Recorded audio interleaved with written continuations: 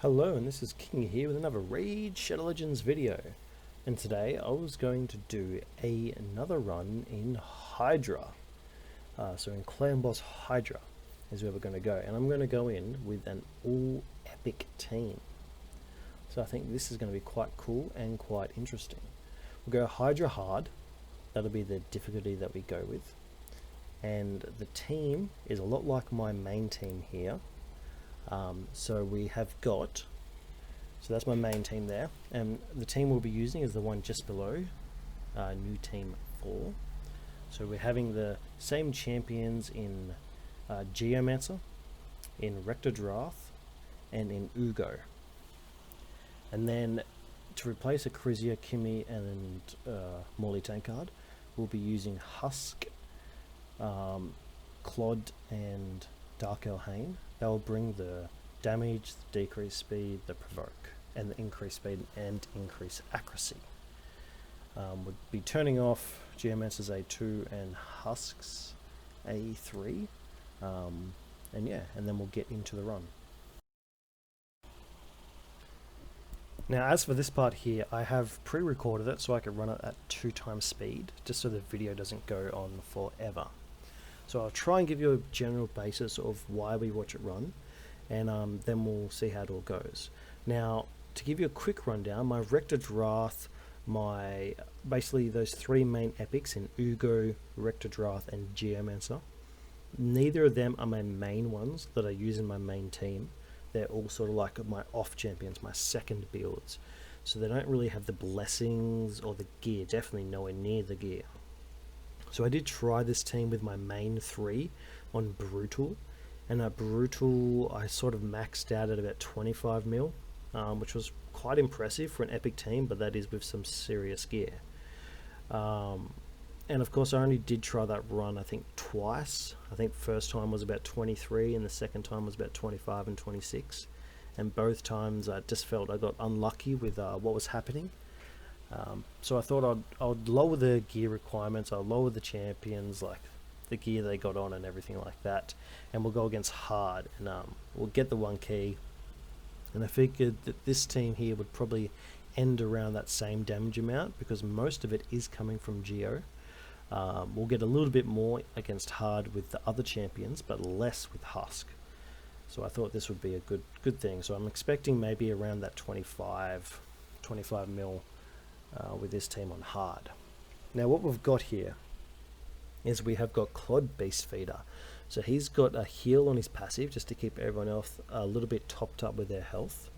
And then he also brings the increased speed and the increased accuracy for 2 turns on a 3-turn cooldown, which is just really cool. It's almost like a mini Lady Kimi, who is probably, after Acrizia, my biggest Hydra champion for sure. Claude also has a decreased critical rate, which is good for when that head that comes out that absolutely smacks, just to really help with the making sure they don't crit.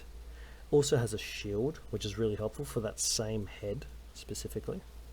Then we have got Ugo, good old Ugo, the mighty Ugo. Not quite. She is really awesome because she has the decreased defense and the block buffs for 2 turns on a 3-turn cooldown. She also has this mini cleanse and a heal, which also acts as a very clutch revival. Now I have ran this video, this run already, and at the end we almost get lucky. I was thinking as we're doing it, it's like, oh yes, we're going to get lucky, but I wasn't paying too much attention, and she was actually the champion that got eaten. So it would have been cool to have her use that as a revive in the video, but didn't quite get it. So yeah, she brings that, and then she also brings a leech on her A1, which really helps out. Then we've got Dark Elhain, which seems like a really odd choice to bring in here, but I wanted to bring her in. She has a 6-star ascension, not ascension, sorry, 6-star blessing, which is mental. It's really cool. I think I picked up a 4 or a 5-star, and then I was able to pick up, no, I picked up a 5-star, and then I was able to pick up the 6 in the shop. So she, on her A2, she brings an increased attack onto herself. And then she also, which I think is really cool, is that she brings the decreased speed on a 75% chance, I want to say. So if you pick up the right mastery, you can get that to an 80% chance, and it's an AoE attack, which is really, really awesome.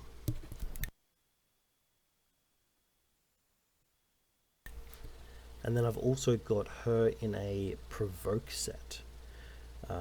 That way, she can just be a second provoker other than Husk. And you'll see that come into play every now and then as well, where she can place that, so then Husk can just go out with his damage. So yeah, really, really cool champion. Does a little bit of damage, but pretty much all of it, I would say just about all of it, is from the Blessing and Giant Slayer, War Master. So yeah, that's where she brings her damage. And then we've got Geomancer, the MVP of this team, with his HP burn for 3 turns on a 3-turn cooldown. It also brings a weaken, single target, but his passive that brings the reflect damage and like the mini Giant Slayer effect that is automatically on it.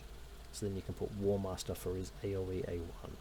So he brings a ton of damage, and he also makes this team much easier to build.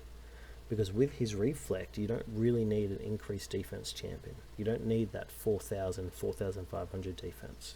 You can get away with 3,000 because of the damage mitigation. But of course, if he goes down, then the whole team gets quite squishy. So then we've got Husk, that we've mentioned a few times. So he is meant to be the main DPS champion. However, the build I've got him in is rather weak.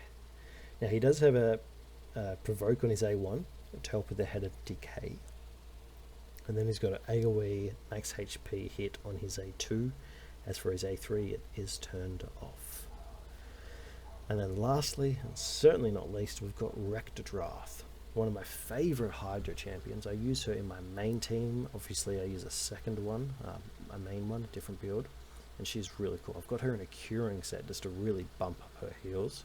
So she has a small chance at a decreased attack on her A1, which can come in play because she uses it enough. You get to put a little bit of accuracy on her. I got an accuracy buff, so it really works, and she comes in nicely there. But her A2, which you can place a perfect veil, can do a massive heal. If the veil doesn't place, then it places continuous heal. Really, really solid, and she's also my only reviver. It's only a single target reviver, which is a little bit harsh for this team. You really want either 2 single target revivers or an AoE reviver, or somebody like a Godseeker Neri, who's got like the double chance to revive, because she can place the revive on death just before someone's hit, and then she also has revive in her kit. But this team here, it's a pretty cool team. You can fill the roles, you can exchange them, change them out, make them all better, of course. Now against Brutal, Husk is a great choice, but against hard and normal, I think you'll want to take out Husk and bring in some other preferred champion. If you have like a Bivil the Thorn, that would be absolutely amazing. Really, really good champion for sure is Bivil the Thorn. Now, as for fighting the Hydra, there are a lot of little techniques and that sort of stuff. I make quite a few mistakes in this run, just not quite thinking clearly and just hitting stuff just because I know the team can do it pretty easily. But basically you want to make sure that with Geomancer's HP burn, it's going on champions that the heads that you want dead quick, ones that you can't hit because I don't have Hex in this team, or somebody who you think is going to eat one of your champions or who has eaten one of your champions. Really, really helpful. And Geomancer really helps in freeing that first eaten, which would be Husk, who is the main critical damage leading champion. So it's really just about placing that, getting it right. And also I have his A2 turned off, but that can come in quite useful if like too many buffs get put on one head, or if you need to not use the AoE because the fear head is out or something like that. So really, really careful with how I use the HP burn, but I also have them in a reflex set just so I can try and place that out as much as I can. Now this team is nowhere near as fast as I'd like it to be. I think their speeds are about like 200 to 240, I'd like to say. When you get much faster champions, in the reflex set, you can have HP burn all over all the time, which is much, much more preferable. I'll show you all their builds after the run, but yeah, I'll just give you a little rundown here. Now, as for Rector Draft, I always, just out of habit, use her A2. But her A2 isn't something that you should always be using all the time. You should really choose when to use it, because the Perfect Veil can have an AoE damage mitigation, which can really help when that head on the right hits, because it absolutely smacks. And then also, she also brings the heals, so there's no point in really using it if everybody's at full HP. So that can become quite a wasted ability, especially if there's a downed head that's about to pop up, because it might be the fear head. So you really want to time that right to get that going. Now, as for Husk, I have him in a relentless set, just so he can have, if he places the provoke, he's got a chance of having an extra turn to do his smack. Because getting that provoke down in this sort of team is sort of the priority. If I had more speed, then it wouldn't be, but also if I had more speed, then I wouldn't have any problem with the provokes. Now, I don't think this team does have any problems with the provokes unless Husk gets eaten or something, or gets killed or something like that. Now, as for Dark Elhain, she's got the Phantom Touch, which means she's really good at just dealing that little bit of extra damage to everyone, especially when a champion is eaten. And now right here, that 17 mil, I missed time there. I used like Husk's A1, and I think I was meant to use his A2, or something went wrong there, and I sort of realized at that moment there when I was reviving Geo, like, oh, I've made a mistake, and Claude is not going to get freed. So there goes my increased speed champion, and then from there you can just feel the whole fight starting to drag out, and really makes it a lot harder once we've lost that increased accuracy, increased speed.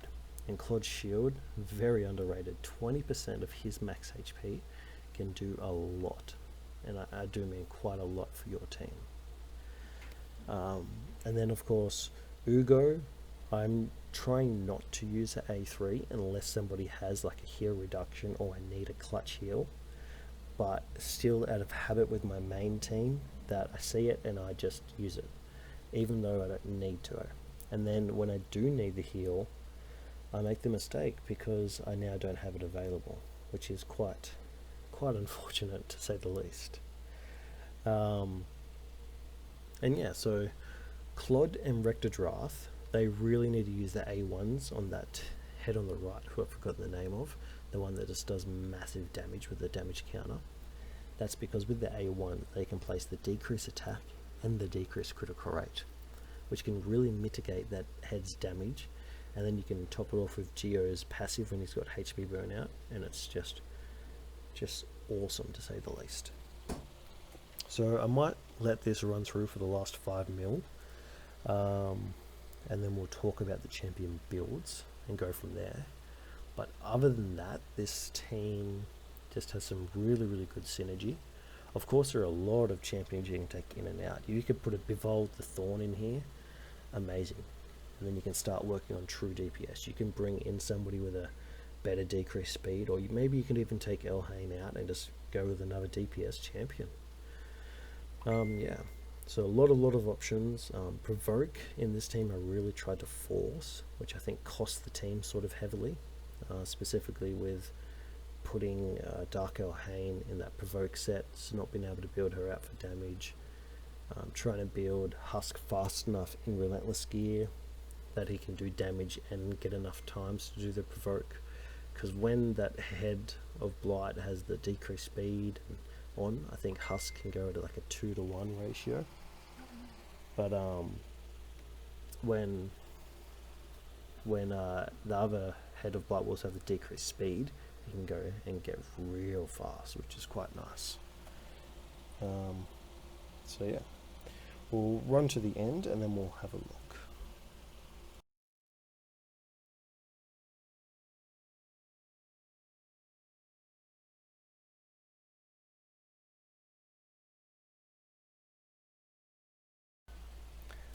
Now I'm still in pre-recorded mode, so my timings might be out a little bit, but here is the team. We've got Geomancer with a great amount of damage right there, coming in with, well, as you can see. And then we've got Rector Drath with about 137,000. A bunch of heals though, 2.2 million. We've got Ugo with 2 million damage and nearly 750, so nearly 3/4 million heals. Dark Elhain with 3.5 mil damage. I can say almost all of that is from her blessing. Husk with about 6.5 million, and Claude with pretty much nothing. He got eaten early, and he's just there for his buffs really, and some heals, but as you can see, not quite enough. So 24.49 million, and I think, is it 20.4 or 24.4 million? I can't remember. So that's Hydra hard. 20.4. Okay, so it went 4 mil over, but that's all right. Yeah, 24.4. So it went 4 mil over, but that's all good. Nothing wrong with that, I suppose. We'll have a look at the champions and their builds. So down here we've got Dark Elhain. So we have her, we've got a provoke set, which has a 30% chance of placing provoke, and a perception set, accuracy and speed. Her masteries, we're going down, we're actually picking up shield breaker in case one of the heads get that shield on them. It allows me to do a little bit of extra damage. Yeah, really good, and probably an underrated blessing for Hydra. And of course picking up War Master for that damage. Now we go down, we pick up the accuracy, some Law of Steel, but then we also get Cycle of Magic, which is a really good blessing for her to really cycle through those abilities.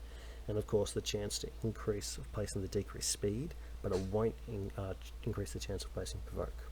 And of course provoke can't be extended either, but this here helps with extending the decreased speed. As for her skills, her passives all require her or another champion getting frozen, so that will not come into play. A2 with an increased attack and the decreased speed has a 75 and 80% chance of mastery for 2 turns on a 3-turn cooldown, but again with the mastery has a chance of going on for 3 turns. And then A1 is just a nice little hit, nothing too important about that. The blessing is Phantom Touch, which gives it a 400 attack, 1000 HP, 20% critical damage, and a bit of speed. Inflicts bonus damage and a chance to inflict a second instance of bonus damage. Really nice blessing. So this is her stats. We have got 49k HP, 3.4k attack, 3.4k defense, 231 speed, just under the crit cap, 151 critical damage, 200 resistance, and 221 accuracy. So yes, quite good, that build. Then her gear is just pretty much picking up some critical rate, some speed, some survivability and speed. Some speed, a little bit of critical damage, and some critical rate. HP with an amazing quarter roll on critical rate. This is the piece that allowed me to actually bring her into this team, this build. Defense percentage with speed and critical rate, and then speed with survivability and a little bit of accuracy too. Then her ring is just defense main stat, defense, and a little bit of attack. A good ring for her, but pretty much useless for everyone else. Defense on the amulet as well, no critical damage, just accuracy and a little bit on the sub. And then defense again on the banner with the defense roll and a speed roll. Just really trying to make her survive, because if she's not surviving, then she's got no use in the team. So she might be attack based, but really tried to make sure that she doesn't die. Now we've got to go down to my second built champions, because we didn't use my number ones. So we've got Husk here. He's in a relentless and a perception set. Quite a good sets, but the gear itself is a bit underwhelming. So he goes down to War Master. I should probably pick up that shield breaker for him. It would be really good for him. The Heart of Glory is a bit of a waste. I could reset it, but I'll have a look later. But yeah, the shield breaker would be really good for him, especially with the max HP hit. Now as for the sniper, it doesn't work with the provoke, and that's the only debuff he's placing, so it doesn't really matter at all. And the same goes for Master Hexer. So he's just picking up Law of Steel, and of course Cycle of Magic for a chance to do the A2 more and more. His skills, I've got, so A1 is for provoke, it comes to 40-50% chance, so it's alright, but it's not guaranteed. The A2, just a nice max HP hit, AoE, so that's quite good damage. Then his A3 I have turned off, it doesn't have any real play in this. Auras in arena only, and then his blessing I've got heaven cast, so that way he's got a chance to ignore target's resistance, so that way later on when I get higher blessings I really don't have to worry about his accuracy. As for his stats, we got nearly 60k HP, 3k defense, 200 speed, crit cap with only 171 critical damage, so quite low there, 261 accuracy as well, so that's quite nice. But yeah, so quite slow. Gear's not the best, but the accessories are pretty good. So defense in the main stat with some speed and survivability, crit damage with accuracy, great amulet, and then an all-rounder ring, nothing too special. And then the boots, a lot of 5-star here with some critical damage, HP main stat. He's a HP based champion, so it's easy to stack. Critical rate on the gloves with a bit of speed and a tiny bit of damage. Then we've got critical rate, defense, and a little bit of critical damage again. Speed, accuracy, critical damage, and a touch of critical rate, and then accuracy, HP, and speed. So it's decent, but nothing too crazy or fantastic with his gear. Decent looking champion too. Nothing like Dark Elhain though. Then we've got Geomancer number 2. So he's in a reflex and a perception set, which is really cool. 40% chance to reduce random skill cooldown by 1 turn, and that plays in with the mastery that I've got. So I did pick up Grim Resolve. I don't know why, it's useless for him, but it's because the one I used Life Drink, it helps, but I didn't pick that up, so it doesn't matter. So then we've also got War Master, and then we also pick up Master Hexer for a chance to extend the HP burns even more, and of course Cyclone Magic to cycle that A2 HP burn. I don't care about his A1 accuracy, decrease accuracy, so that's all I needed to pick up for him. And we also got Arcane Celerity. That way if the HP burn drops off, he can get that 2 meter boost and try and keep it up and keep it going non-stop on all of the champions. So he's got the aura lead of 25% HP in all battles. Now his A1 has a decreased accuracy, comes to about, what is that, like a 40% chance, so nothing too great. It's A2 I try and keep off, but it can come in quite handy when you need to strip certain buffs or not use the AoE ability. And then it's A3, the HP burn for 3 turns, the weaken for 3 turns on a 3-turn cooldown. So in Reflex, Cyclone Magic, if you've got refresh accessories, this, you know, because it's on for 3 turns on a 3-turn, can just be placed everywhere.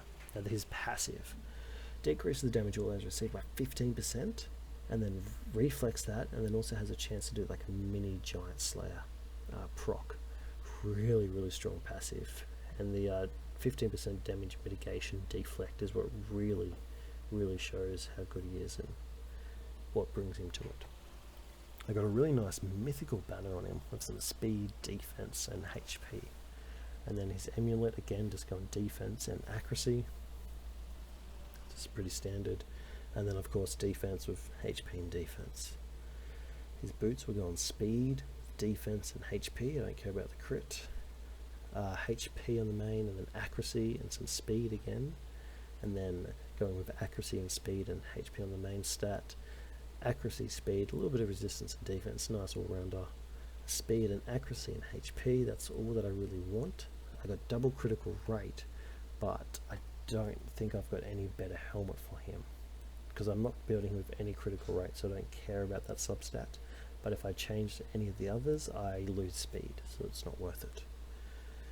And then on his weapon, yeah, so I don't need that, yeah. So then on his weapon, we've got double speed and some, pretty much that's it. Now, a lot of his speed there could be glyphed, but I'm not willing to use some speed glyphs. Then we've got Rectodrath. So she's in a curing and a speed set. So she's the carry of the team, really. So I didn't pick up Warmaster. Don't need it for her. Instead I picked up Timely Intervention. This way if a champion gets smashed, she has a chance to heal them, or if they get killed, she has a chance to revive them because the HP is dropping. So yeah, Timely Intervention for her, no need for Warmaster or any damage. So we picked up some max HP and then some healing masteries just to make sure she helps with that. And then of course we also got extend the duration of any buff, so we can really extend that the veil that she places. And then of course also picking up Rapid Response and Law of Steel, and then some basic defense masteries because, well, why not? helps with a little bit of damage mitigation. As for her abilities, the A1 has the decreased attack. It has, what is it, a 30, 40, 50% chance, so not too bad. Really nice if you can put a little bit of accuracy on her. Then an A2, which is placed the perfect veil on, and a massive heal for her max HP, with a continuous heal if they don't fully heal. So yeah, really strong ability. Then the revives a single ally of 60% HP and turn meter, and place perfect veil on them for 3 turns. Really strong single target revival. And then the passive just makes sure that everybody gets a heal and an increased resistance, which is really good against the Head of Mischief, because you can build a little bit of resistance on everyone, and then she can come in with a resistance on her passive with the veils. So that's really strong, unless of course you're using like Relentless gear. As for her gear, we got defense, speed, defense. Should have went more HP, but we got HP on the amulet with refresh, so that's really good, and a little bit of accuracy as well. Then on the ring, we have got defense and HP, just whatever I had there. So we got speed and HP, that's quite nice. HP with speed on the substat and a bit of resistance. HP again with speed and defense percentage. And then we've got speed, HP, resistance, defense, just anything to keep her alive. Defense and some speed. I should have went for some HP there, but yeah, a bit of HP would have been nice. And then we got triple HP on her thing, but no on a weapon, but no speed. That brings the stats to 67k HP, 3.5k defense, 236 speed. Nothing really else matters. At 160 accuracy, or is it 140? No, I can't read it.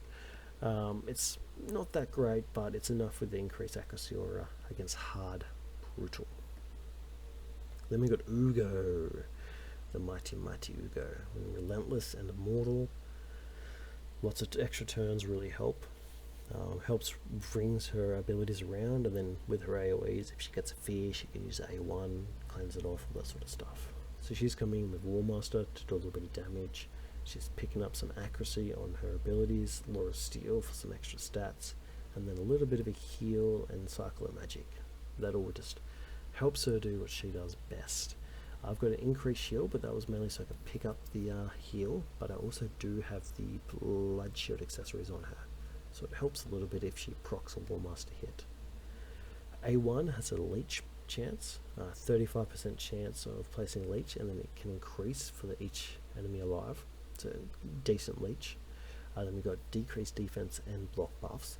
Decreased defense is on 100%, block buffs is only on 75%, which is a bit unfortunate, but it can do an extra 5% for each enemy alive.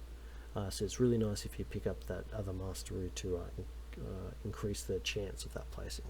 That could help out a lot there. What's it called? Sniper. Yeah, Sniper would be really good on her. And I can place it if I do a little bit more farming for her masteries. Then her A3 has the removal heal reductions, and then removes one random debuff, so a mini cleanse, and then heal, a decent heal, because it's based off her max HP, and a clutch revive. And then her passive just really plays into that, if she's the last living champion, which also plays into A3 with the clutch revive. Almost never gets used, but if it does, it's awesome. Her total stats come to about just over 50k HP, 4k defense, 226 speed, 300 accuracy, because I don't want to be missing the block buffs, and that's all that really matters with her. So with her gear, we've got accuracy on the banner with speed, defense. We've got a shield amulet with defense and a little bit of resistance, nothing too special. We've got a shield ring with some HP and defense, pretty average. Then we've got speed with accuracy and HP, defense with speed, a little bit accuracy, HP again with speed and defense. It's really nice gloves. We've got accuracy, defense, speed, nice shield, a pretty all-rounder helmet there, and then for the weapon, some nice speed and a little bit of HP. So a pretty solid build, but nowhere near like my main Ugo, which is why I thought I'd run the second Ugo against their hard difficulty. And definitely a weird looking champion, a bit like Rector Drath. Both ones you don't want to meet as you go around. We had Geomancer, so that's 3. We did show off Husk, it's 4, and Dark Elhain, so we're missing. Got Husk, so we're missing Clod. Ah, yes. So Clod Beast Feeder. Here we go. Also in a Relentless and a Speed set. Pretty big dude. Pretty massive, to be fair. As for his gear, of course, we've got picked up War Master and Defense Mastery. This is for actually a clan boss build, not necessarily for Hydra, because he can be really good for a 2-to-1 clan boss ratio team. So A1 has the chance to place decreased critical rate, which is all you need against bosses. 30% is heaps. The A2 has a really nice shield based on Clod's max HP, which is really nice. 20% of his max HP. That's a nice 10 to 15k shield. Then you've got a 30% increased speed and a 50% increased accuracy for 2 turns on a 3-turn cooldown. Pretty much a mini Lady Kimi. And then a little heal on the passive. Whenever he gets a turn, heals the HM and loss HP. And I thought I'd go with Miracle Heal, boost up his HP, and a chance to cleanse off that destroyed max HP. More so useful when we get down to 6 blessing, whatever you call it. As for his stats, we got 64k HP, 3600 defense, 238 speed. Nothing really else matters, but 176 accuracy comes into play with increased accuracy. So we got speed on the boots naturally, and that's pretty much all. A little bit of accuracy, HP with some speed, and a little bit of defense. Defense with nothing else at all. That's useful. On the shield, we got some nice speed. A lot of the speed could be glyphed up. Speed again with a bit of defense, accuracy, and with more speed that can be glyphed up, and a touch of HP. On the banner, we've got defense with speed again that can be glyphed. On the amulet, we've got defense with some HP and a little bit of accuracy, nothing too special. And the ring has some nice HP with the defense main stat, so that's quite a good ring. And then the last champion we ran was Dark Elhain, who was just awesome. So thank you very much for watching the video. I hope you enjoyed it. I had quite fun making an all epic Hydra team. Against the brutal difficulty, it was quite interesting, but I much preferred it against the hard difficulty, because I could just use my second champion's gear. Is good, but it's not too crazy. And if you're versing Hydra, you're expected to have some decent gear. So I thought this would be an interesting thing, not to necessarily showcase these champions, but to showcase what these champions bring, and what they bring to your team, and what you need with your team. Now, decreased speed is very, very good for Hydra. A little bit underrated, where people go, I got increased speed, that's good enough. Decreased speed is really good. But to be fair, I wouldn't really run Dark Elhain if I didn't have the blessing. If I didn't have Dark Elhain with the blessing, I might actually run another DPS champion, or somebody like that, to really help with the damage. Rather than making it a longer fight, with decreased speed, I'll probably just go more damage and just try and get the damage quicker, but also die quicker. It might work, it might not work, but the decreased speed is a very safe bet. So anyway, yeah, thank you all for watching and coming to the end. I know my videos can drag out a bit, but yeah, awesome. And I'll catch you guys later. Have a good one. Cheers.